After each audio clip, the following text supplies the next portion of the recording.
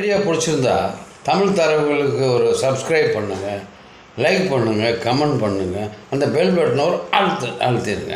வாழ்க வளமுடன். திருநீரில் மறந்திருக்கு தெரியுமா? திருநீரில் மறந்திருக்கு தெரியுமா?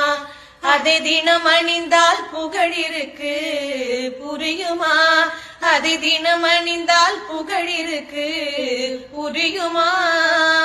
முருகன் திருநீரில் மறந்திருக்கு தெரியுமா? அருள் மணக்கும் ஐயனின் திருமருந்து, அருள் மணக்கும் ஐயனின் திருமருந்து, நல்ல அறிவு கண்ணை திற